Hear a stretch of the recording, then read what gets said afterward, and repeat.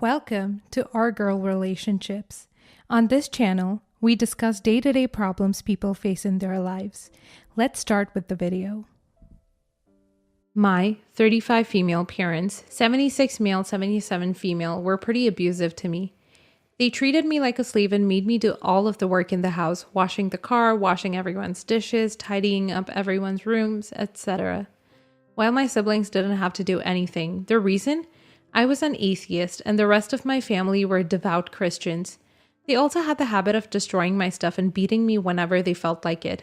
And once they sold my laptop because I said I had a bad day. They let my siblings torment me for years. My little sister would deliberately break my things and ransack my room and just get away with it. My older brother would frequently steal jewelry from my parents and when he got caught, blamed it on me. As he was their golden child, they naturally punished me instead and took hundreds of dollars from my bank account as punishment. Needless to say, I got out of that house quickly, not that I had a choice. They kicked me out as soon as I turned 18 and moved 2 states away, Australia, just to get away from them. A few years later, they moved to the US, specifically Kentucky. I didn't hear much from them, but even after I moved, got kicked out, they still told me they should have aborted me as well as some other hurtful things. Recently, some tornadoes ripped through Kentucky. My parents live there. I'm sure you can see where this is going. Anyway, just yesterday, I got a frantic phone call from my father, explaining that their home had been severely damaged by the tornado. Apparently, half the house was missing, and my mother begged me to let them stay at my house for the meantime. I instead suggested that we discuss it over Zoom call because of Omicron. They agreed and we started the Zoom call. They were staying in a hotel with internet. Basically, they said that I should help them because blood is thicker than water and quoted a lot of other proverbs. When I asked how long they were to stay for, my parents said that we would discuss it when they moved in, ignoring the fact that Omicron was and still is running rampant and that I lived in another country. I had no intention of letting them stay with me and told them that I would never let them back into my life after what they had done to me when I was young, and told my father that I hoped he and his posse of religious nutjobs all die in poverty. My mother broke down crying and my father said that I could at least give them some money, and I told them that I wouldn't give them a cent and told them to F off. They left the call but made sure to tell me that they couldn't believe I was still bitter over past incidents and said they expected more of me. My siblings and extended family have all been nonstop texting me, calling me a wickhead, and telling me to get over my childhood and move on. My parents have been blowing up my phone, calling me a petty witch. When I vented to my friends, they told me that I shouldn't have insulted them. Am I the a-hole for not helping my parents? Not the a-hole 100%. They were abusive and went back into your life just to use you, your house, and your money. Good job on not letting them back in. And I'd suggest you try to ignore those rude texts from your other family members, since they either don't know the whole story or are not on your side or want the best for you. Not the a-hole. First of all, I don't think you were unfair to them. Frankly, if anything, you were restrained in your feedback, and anyone in your family telling you to let go of the past needs to not be contacting you. I'd be pretty clear that you will never discuss this with any of them. They're free to send your parents money, but not you. Tell your parents you expected a lot more from them your whole life, so welcome to the club. Good job building a life without them. Don't let them back in. Not the a-hole. Blood of the coven is thicker than water of the womb. Essentially meaning that the but we're family argument doesn't necessarily carry much weight. They abused you, emotionally and mentally. Not to mention stole what sounds like a lot of money from you. Neither of these things are ever okay, no matter what their relationship. I can't even imagine what it feels like to not have my parents, and that's probably why your friends told you what they did. They can't possibly imagine what it's like to have such abusive and awful parents, so you clearly must be either over-exaggerating or flat out lying in their eyes. I hate to say it, but I wouldn't put too much thought into your friends' opinions on this one. People who haven't had childhoods like you will never likely understand the true extent. As for your parents, if you can, I'd block them and proceed in your life without them. You'll be better off mentally, emotionally, financially, etc. But that will always be something easier said than done. Next story. I, 25 female, am having a moral dilemma with my sister, 45 female, and her husband, 37 male. My sister, we'll call her Tina, around 7 years ago, met and started dating her now husband, we'll call him Greg, and none of us, her other siblings, like him. He doesn't treat my sister the way she should be treated, frequently speaking down to her and even insulting her looks or weight, and generally just being an a-hole to us, her family. Now to the current problem. They've been trying to get pregnant and have a child since they got engaged. They got pregnant on their own once, had a miscarriage around 6-7 weeks, and then never conceived naturally again. Back at the beginning of their relationship, I offered to donate eggs to them for free. After their miscarriage and further infertility issues, they started looking into IVF and approached me about my offer. I agreed to do it and went through the entire process. In the end, we got 30-ish eggs, 25 or so were fertilizable, but only one good embryo was left at the end. We were all devastated, and I was told I might be infertile. They transferred the embryo and did an implant, and then tried the whole process again with a paid donor, which cost around $8 to $10K. And once again, only got 1 or 2 viable embryos. Neither embryo took, and my sister did a bunch more testing procedures to try and conceive and was unsuccessful. Not too long ago, it came to light that part of their problem was that Greg was actively smoking weed when it came time to donate his sperm samples for the 2 egg donations. Despite being told by the clinic that he couldn't smoke weed or do any other drugs leading up to giving his sperm samples, our family was very upset to learn this because we already don't like him, and we see our sister killing herself physically and mentally to give him a biological child just for him to be unwilling to give one thing up to make the process work. Now, they're trying to adopt and have asked me and my husband, 31 male, our family, and everyone else to help them pay for it. My husband and I just had our first child this year and aren't rich by any means. The problem for me is that Greg has made comments to me about how my egg donation wasn't enough and that if I was a good sister, I would help support them. We haven't seen them since they put in the family group chat about wanting money, and I'm dreading the thought of seeing them because I know that they will bring up the fact that my sister paid for 2 of my semesters at community college and bought me a laptop for school, which they have told me that I don't have to pay them back. It's causing me a lot of anxiety because I know that Greg will not be respectful, gracious about asking, and my sister will cry and try to guilt us into helping them financially, which I'm not willing to do. We've received lots of passive-aggressive messages in the group chat about how this is all they want for Christmas. Am I the a-hole? Not the a-hole. You went through all the necessary procedures to donate eggs. As they know full well from their second round of IVF, you could have charged them $8,000 to $10,000 for being an egg donor. Your community college tuition and laptop have been paid for by the debt and then some. If they ask, just say you've already contributed to this cause and now need to focus on your own family. It's troubling that you're even questioning if you're the a-hole in this horrendously toxic situation. Greg is 1,000,000% the a-hole. He has been advised by the clinic not to do any drugs before the procedure, ignores their advice, then wants to blame you for not producing good eggs. Greg sounds like he's an insufferable, irresponsible infant who shouldn't be left in charge of a Cabbage Patch Kid.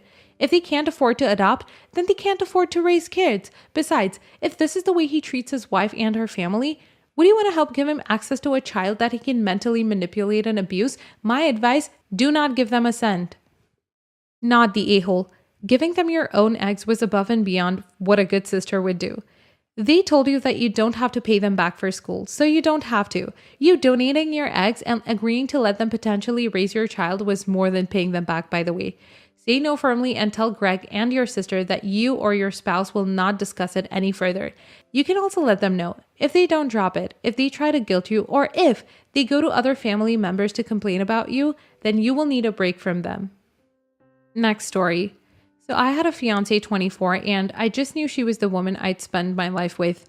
She was great in every way. Her and my sister clicked greatly and they became best friends, which was huge for me because my sister and I were best friends as well. So we'd go on double dates with her and her now husband.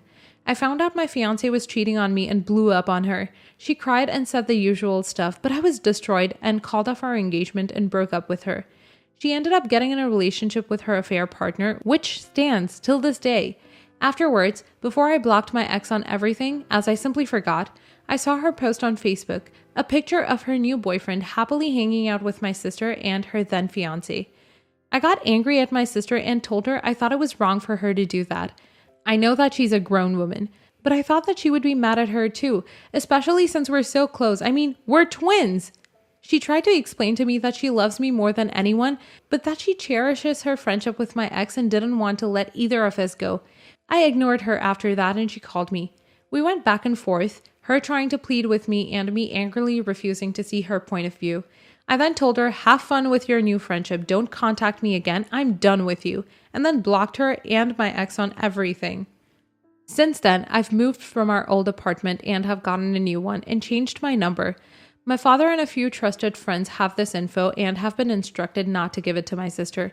My father had been telling me that my sister had been distraught and wanting to talk to me, but I was pretty adamant that I didn't want to. He obliged.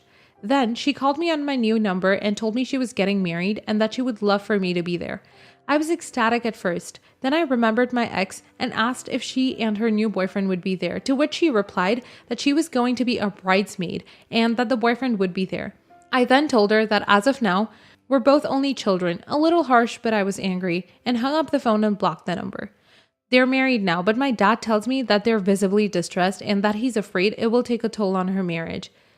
I don't want this to happen, but I'm in no way over any of this. I still feel betrayed twice and don't really want to see her at all. My biggest thing is that when she was cheated on by her college boyfriend, who I became friends with, I scolded him and cut him off and comforted her. But when I get heartbroken by my fiance and soon-to-be wife, she feels like it's okay to mingle with her and the guy who helped break us up. It's as if I don't matter, and although I love her to death, I feel a lot of hatred towards her right now. So am I the a-hole for telling her that we're only children from now on and completely shutting her out of my life? College boyfriend out of my life after I scolded him, by the way. Look, while it's true that you do not control her and who she's friends with, you control yourself and your actions. You asked her to give up her friendship with someone who betrayed you. She refused. You decided that you didn't want her in your life. The condition you've laid for her to be in your life is that she gives up your ex. She doesn't want to. Clearly, she values that relationship more than her relationship with you. Either that, or she's expecting you to come around to her way of thinking. As long as you stick to your guns and don't go around harassing your sister or ex, I think you're not the a-hole. She's allowed to make her choices, but then, so too are you. Not the a-hole. You were hurt and your sister was a hypocrite. Did she even get mad at your ex for cheating? She knew you wouldn't attend the wedding if your ex was there. Take as much time as you need to heal. Your twin should have been there for you and she wasn't. She seems to value that friendship over her twin. Not the a-hole. The amount of delusion in this thread is outrageous. His fiancée cheated on him, betrayed him, and ruined his life. And his sister, who supposedly cared about him, was okay with it. They're still friends, thus she's okay with the decision. Yes, she can be friends with the ex, but the original poster is allowed to choose who he associates with, especially since his sister has shown her whole ace. And people trying to say but family are garbo, and don't read half the threads in here about family being awful to each other. She's trash, the ex-fiance's trash, good riddance. Next story. Last year, my fiance's dad passed away and his wife wanted a slideshow of all the pictures they had throughout the years made for the wake. She requested that I do it since I work in IT. Doesn't mean anything, but you know. So I took pictures from all their photo albums and my fiance's sister suggested I go through their PC to find stuff. I did, and I found some images with some chick my age. I also found photos of receipts of trips and jewelry. From what I saw, it seemed like he had been having a long-term affair with this woman. This information seemed pretty damning, and I made the call to not tell my fiance, her sisters, or her mom. It just seemed like information that would serve no purpose but to hurt them. So, a year passed and a few weeks back, my fiance's mom was contacted by a woman claiming to have been the dad's partner and mother of his child. Now, when I found this out, I nearly crapped a brick because I knew she was probably right. This woman and her son started a ton of drama, and the wife refuses to give a dime of her husband's money to this woman and her son, and the woman is threatening to go to court over it. I tried to keep quiet about it, but eventually I felt like it should be said just so maybe the family could avoid going to court over this. I told my fiance what I saw and she flipped it on me. She called me a liar and an a-hole and just laid it into me. And then I told her that if we looked through the laptop, it'd be there.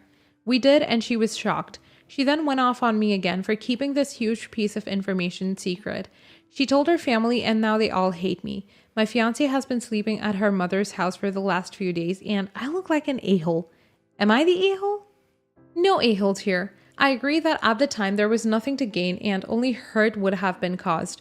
There is a lot of misplaced anger here. They can't get mad at him, so they're taking it out on you. She isn't the a-hole either. She's upset and hurt and feels let down by her father and honestly by you. You were in a no-win situation. I've seen articles by therapists and even Dear Abby recommending not saying anything in these situations. So, I get why you wouldn't until you felt there was a reason to say something. Edit. Changed from not the a-hole as she isn't one either, just hurt and lashing out. If this guy was still alive and original poster discovered an affair, he'd definitely be an a-hole for not saying anything. But I agree that under these circumstances, it looked like there was little to nothing to gain. The one thing that makes me lean towards telling his fiance's mother-in-law and her alone, unless she wants original poster to disclose this to his fiance, is the risk of sexually transmitted diseases. And even then, it's only her that needs to know, and details aren't needed unless requested. Going against the grain and saying, no a-holes here. You were in between a rock and a hard place, and acted in the way you thought would hurt your fiance and her family the least. Others may argue that it wasn't your right to hide that info, but I also understand you wanting to protect your fiancée and the memory she had of her father, especially so close to his passing. How were you to know that he had a kid with his mistress and that this would resurface later on? No matter what you did, you would have been wrong. I guarantee your fiancée and her family would have gotten just as angry at you for telling them the news while they were grieving as they had for not telling them. My guess is that they're lashing out because the person who is actually responsible for this mess isn't around to blame. Sorry you're dealing with it all. You're the a-hole. I understand why you didn't tell me right away. It's hard to destroy the illusion of who they thought the man they loved was, but you should have told your girlfriend what you found sometime in the last year. She could have made the call if her mom needed to know too. It wasn't your secret to keep.